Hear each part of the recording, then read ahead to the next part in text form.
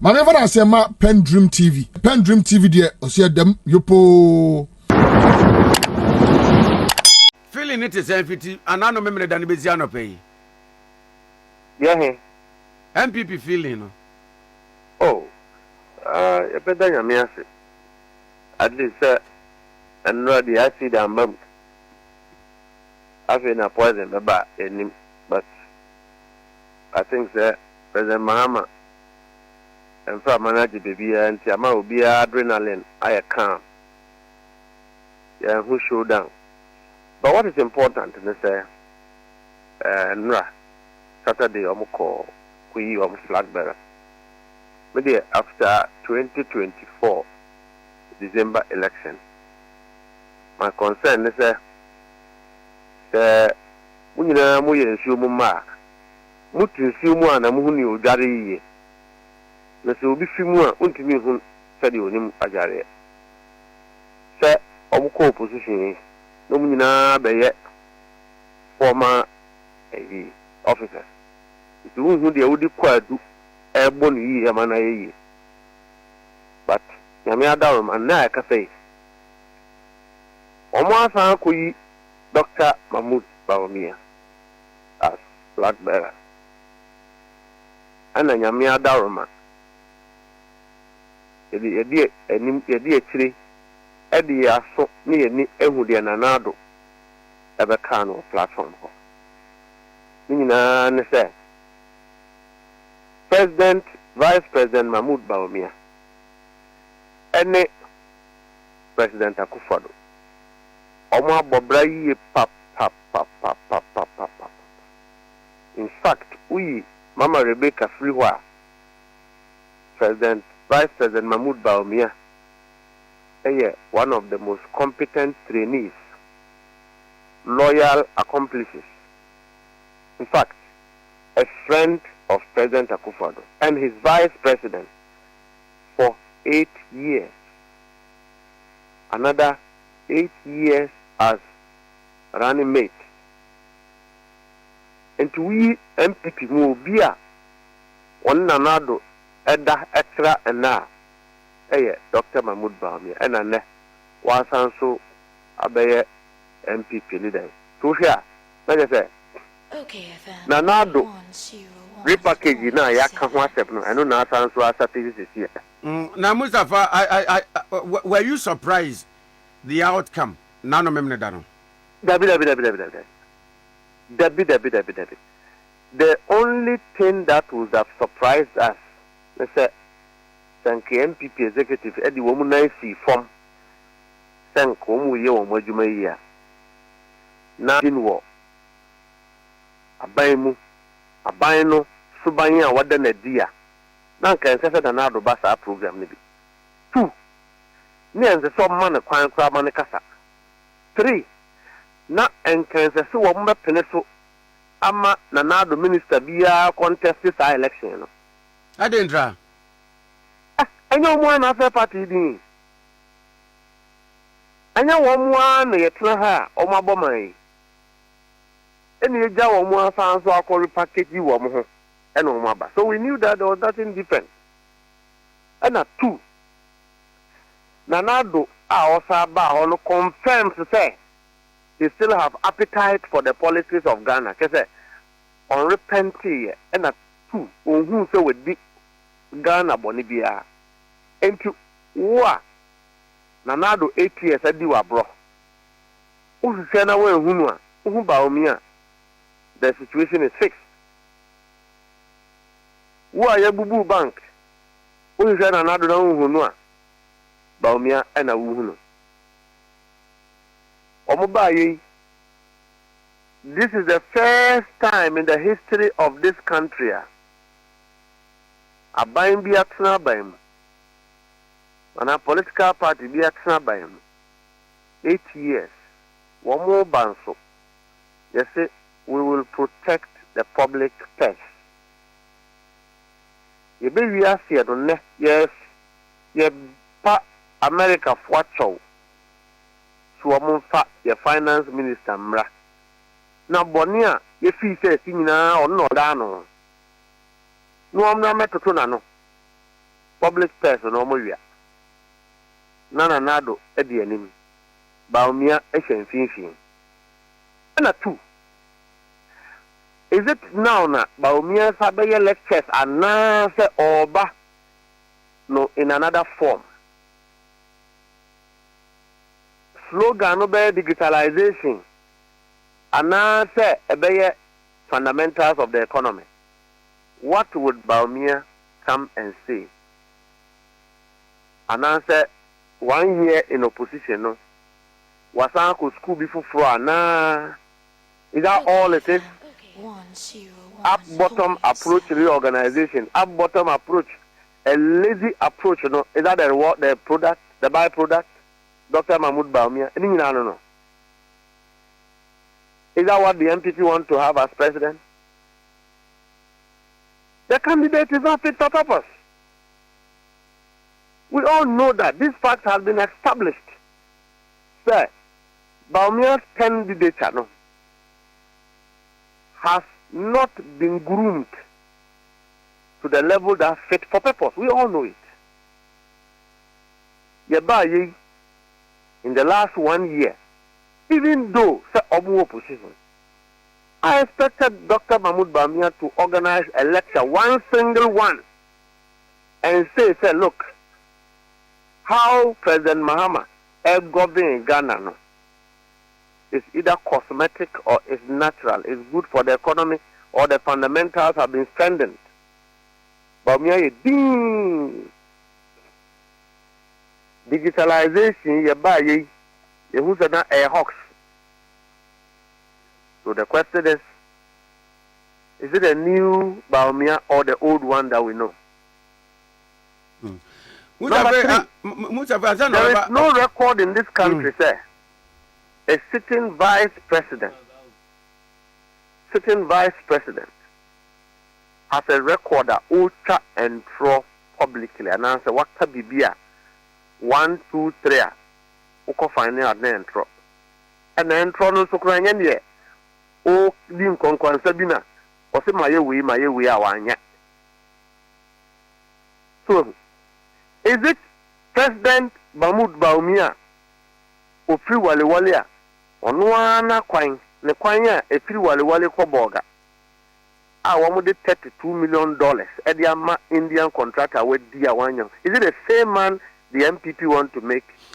Mustapha, we ya wo kan say no dia wo kan ina no say e Ghana fo enim sam dia, then one can say ene delegate ntu so enim ena still o makwa akoto aba e de ama no onyi ni say they know what we don't know. Oh sir, so who call and if refu fear you know any back and not tell mo kwan. But whether or not it will attract the ordinary Ghanaians, whether or not it will attract all MPP other members, sympathizers, it's another matter. Na one yama, one kafa, one ye nim. See a boss at the by the time I bobo you near real election, you know. Near one kafa, Dr. Mahmoud Bawumia. The same people are they going to come back to tell Ghanaians say, oh, not a internal contest. The internal contest, you know. You see how they are moving to Bawumia, Papa. Would they have the credibility to do that? So, oh, you can say, fire the vice president to him. Now, Nadia, you primaries. Or no, kunim highest margin. Sadia na yaka na ya papa. Ntimu ni se uzana Jesus Christ. Namuntu abama no as president. Ebeye juma na. Would they withdraw their words? Sa paint na womu dia paint Dr. Mahmoud Bawumia no. Can they wash it as a party? In any case, all the things that almost come for Dr. Mahmoud Bawumia who no correct. The only difference is that na edu or na Ghana for nim and na MPP for no beka kire Ghana for. So can Bawumia be on the party's ticket? MPP no de adebeko begam so mo ton wana. Mustapha enkoma akokọ so fiti memre da ne bayina nse NDC Dr. Alhaji Mamadu Bawumia bae na yemo de pa ne da yemo ne se mo sheda yusu sa Trojan horse strategy ne se mo be opte for akompra ko Kennedy ne Japan na delegate in de bufu akotrama Dr. Alhaji Mamadu Bawumia isanse mu se ono de obey oni bibi fufuro bi oba bebeka aside 2024 do okeka ya edikodi second enti onu mom na na mo pepa enti ase fidie na musumiye no na MPP fo aba betomu. Is that right? Enu ntina na na do so sheda ekoye no se enam so woni di mpanti yanka so won support Dr. Mahmoud Bawumia fe Dr. Mahmoud Bawumia win ya no aba begina stage enti omo amu fidie na ache wom but NDC there yene ye ba fi be yejuma na Ghana fo be hwe yejuma so yejuma pe yejuma pa ana yejuma bone e de ato abama ye. It's a choice whether the NDC want to be in power in 2028 or the NDC want to be in opposition. It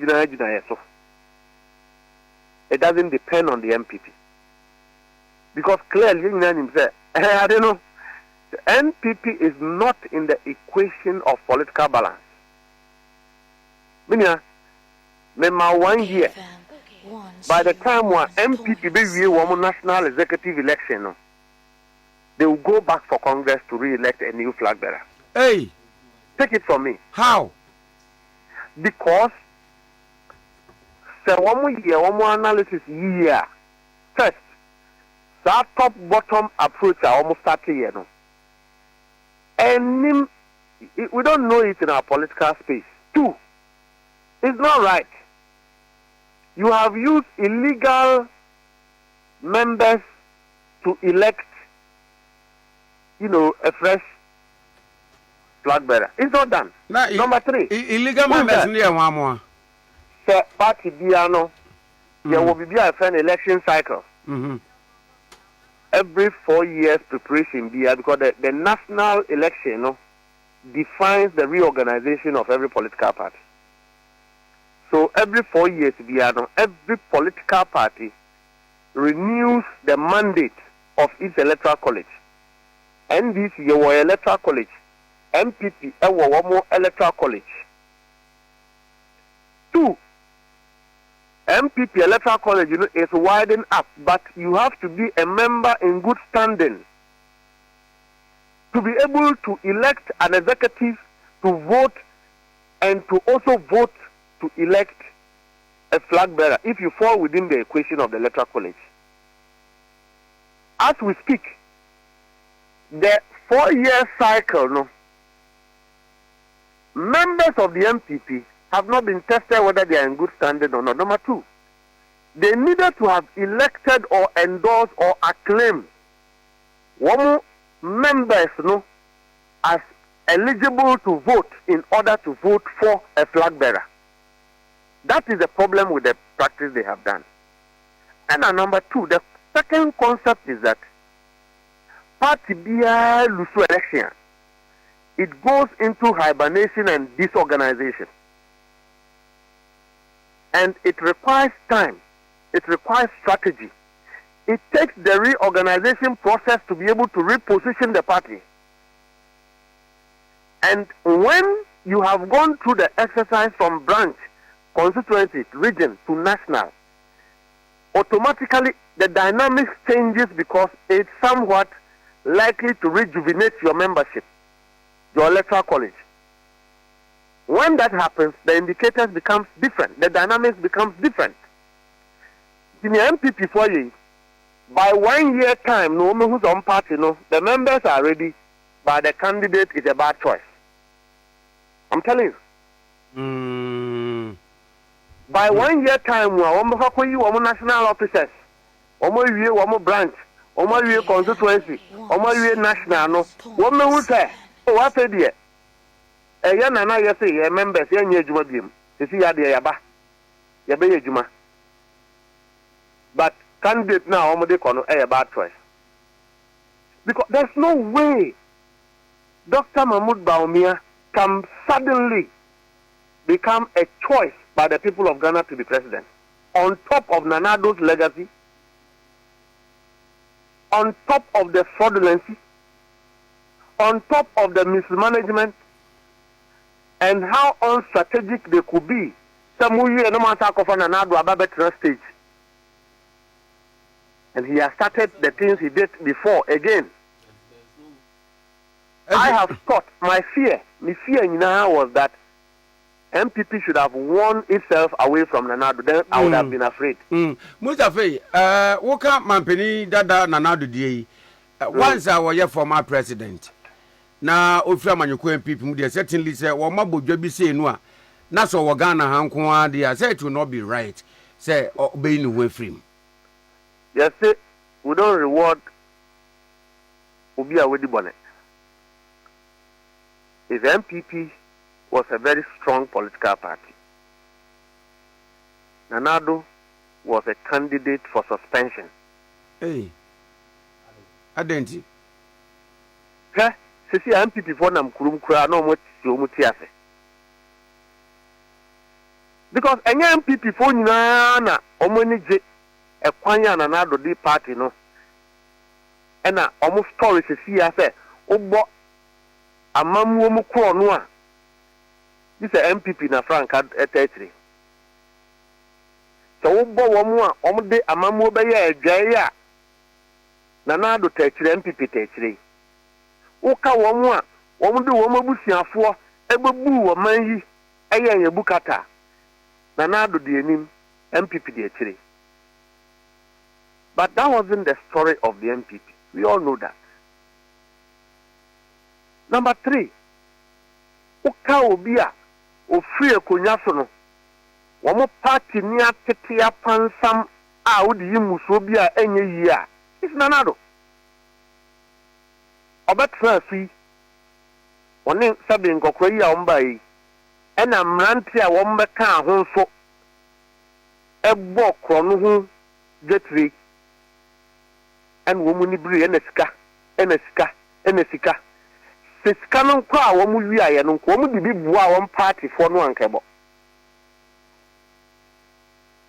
Enyema wamu fanu abayimu wamu di buwa party for ankebo. MPP abreso so because wabuwa party niya jiso bumla. Okay, FM. 1, 2. And wamu ya bekeme guwa party nenu ase ne.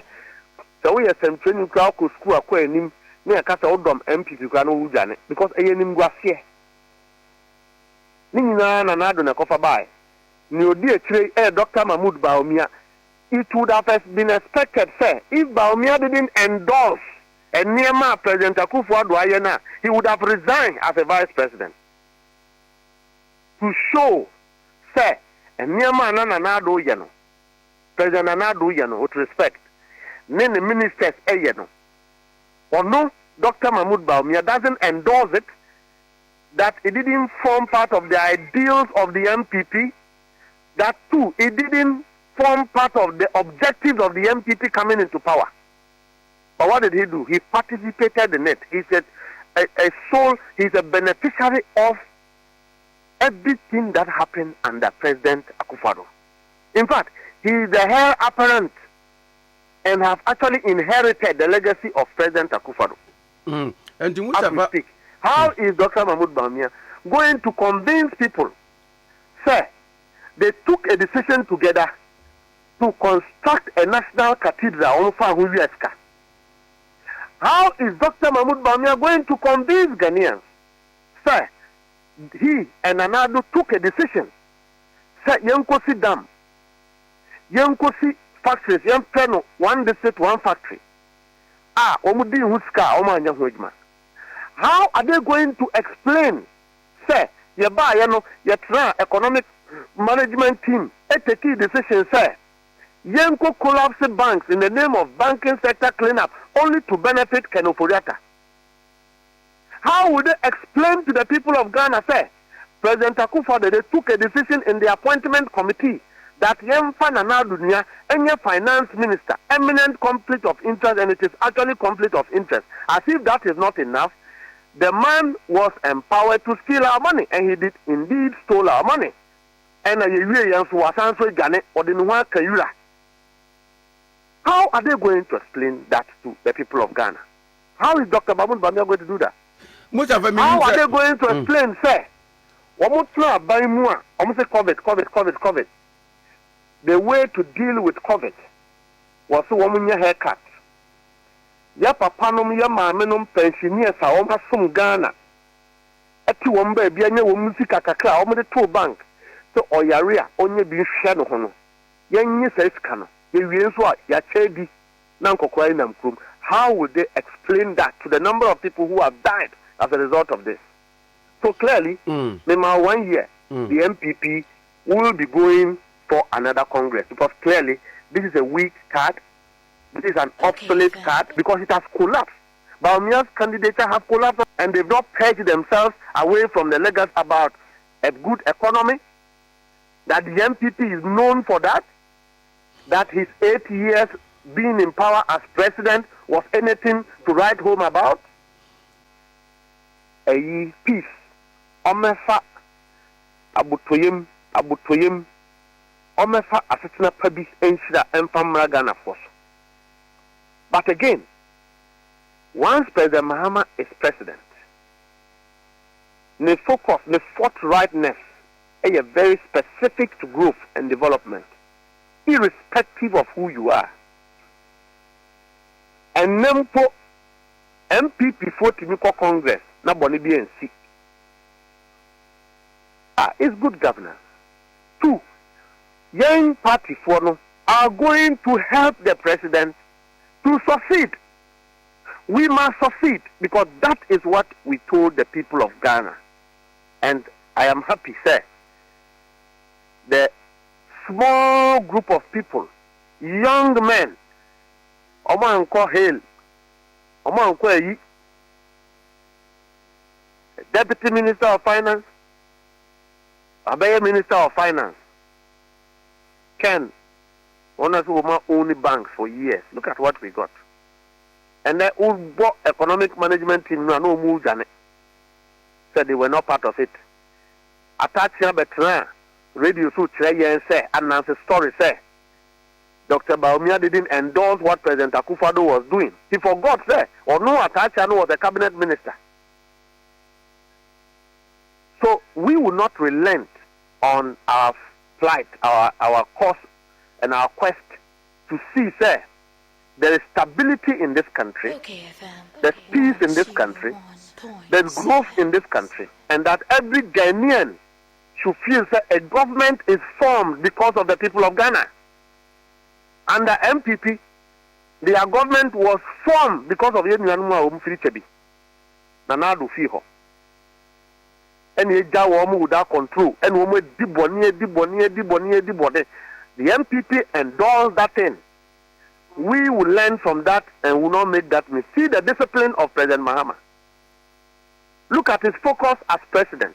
And ya nema biya ni anya ni yiye die. And anya nema biya ni ebetimi aye ni yiye because eyemre. But wafa. Ya say otan aboa bia no and then one man minister adinase. Otan ko do in America. Aha. Otan President Mahama kra.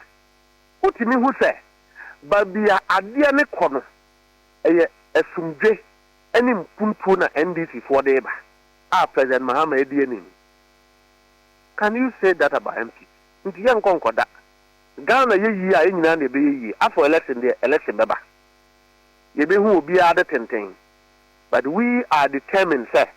Nye ka ya se ebe ye no. Ye be ye ama Ghana for ho atowo mu. Nye ye ntimi nye. President Mahama gave one promise that he will be transparent with the people of Ghana all throughout. That if it is good, he will say it's good as leader of the president. If it is not good, he will say it is not good as leader of this country. And he is championing that agenda. And we will not use the MPP as a yardstick to determine Sadi Ebe Yeniama. We are focused. We have our clear KPIs. We have our achievables. And it is ongoing. It is going on. The people of Ghana are happy. And that is what we will continue to do. MP for that, so per se, because their record is unprecedented. And his modesty, his humility, his sincerity, and his forthrightness. And that is what the party is supporting President Mahama to do. Mustapha, minim say that debate you follow kakra.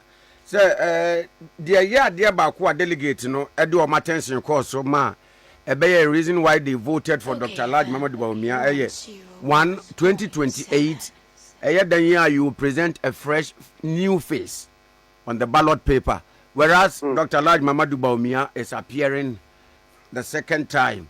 And in the Nimakokwa electorate no hoping say be secure victory ne de ama womo modi we aka dia wokeke kan hu a ba wo ba no embom hu for assemblyman kura be contest election or credibility saying the woman ko elect.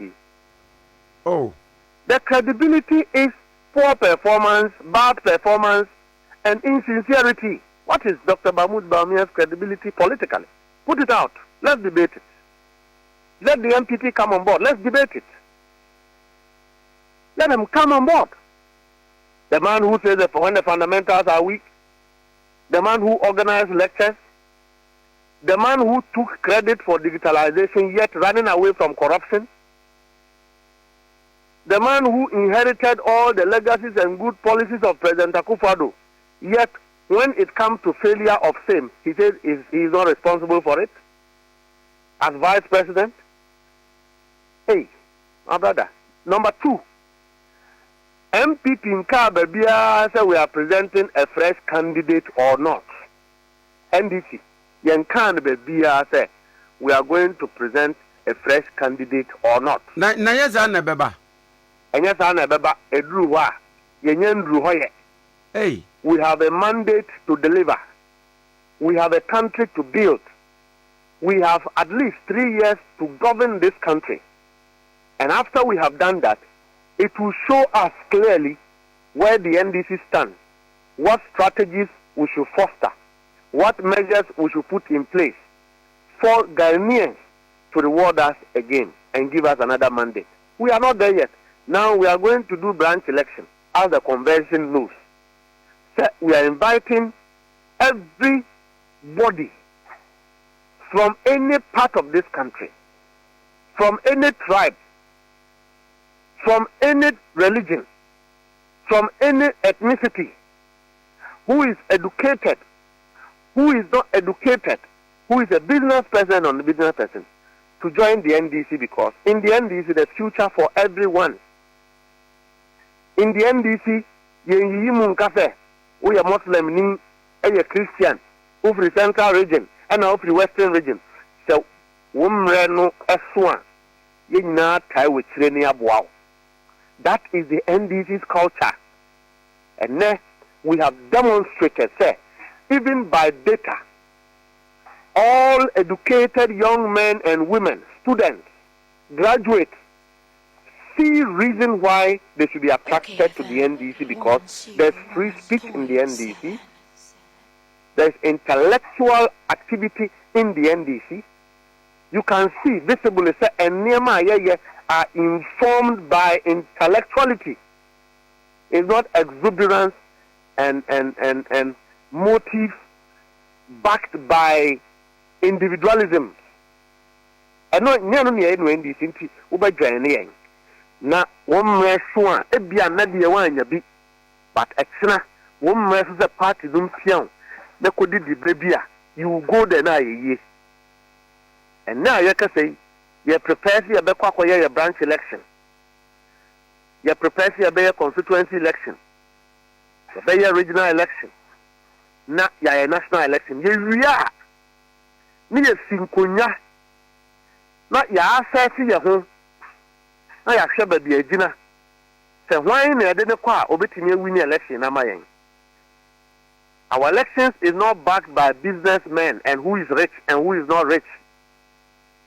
Our elections of a flag bearer, no, is determined by the party's convention and its old tradition. So we are not there. And the MPP cannot make us have that conversation.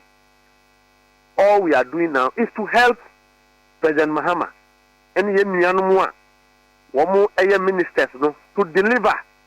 Omo deliver you here, party ni we reorganization. You better trust in Kunya.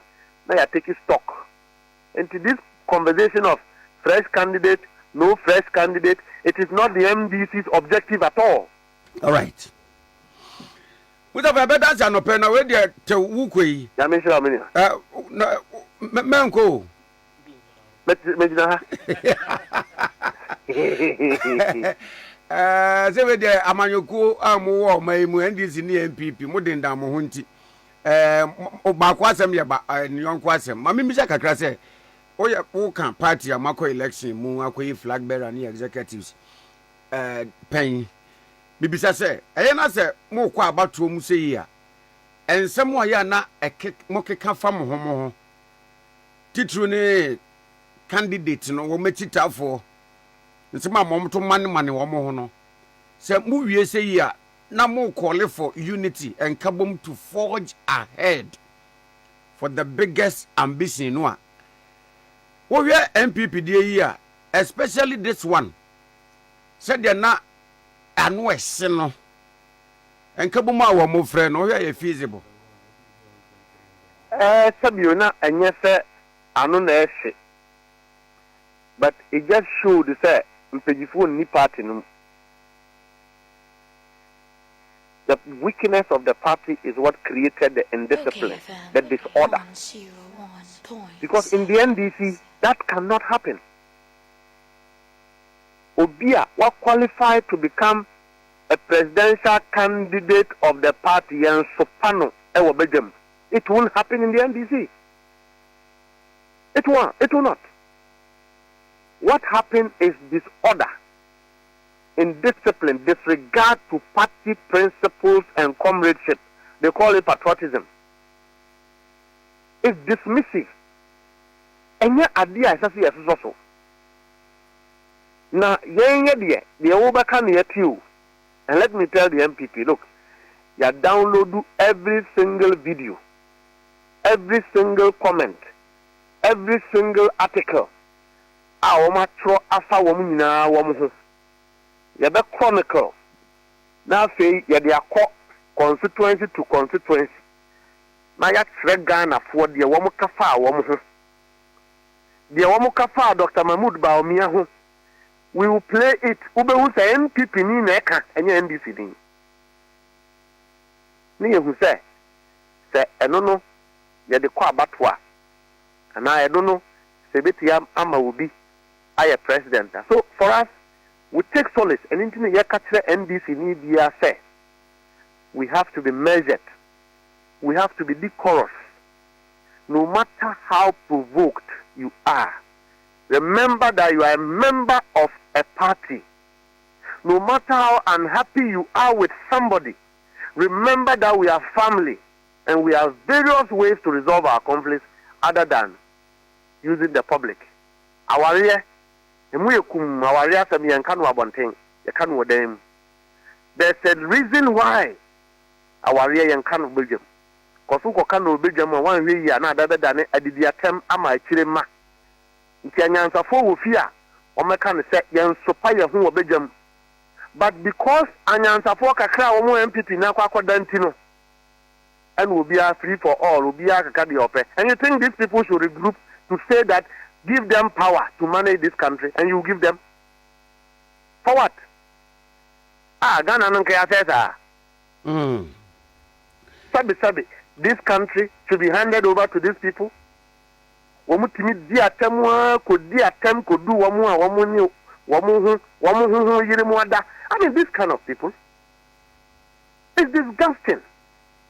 It's this and adi America in say propaganda bi ananse Mustapha no ka bibi di etia womu. We have videos of what they've said about themselves. Those who are sleeping with other people's wives, those who are sleeping with other people's girlfriends, and you say all of this. Womutimi di wo batem said the panty kakraka.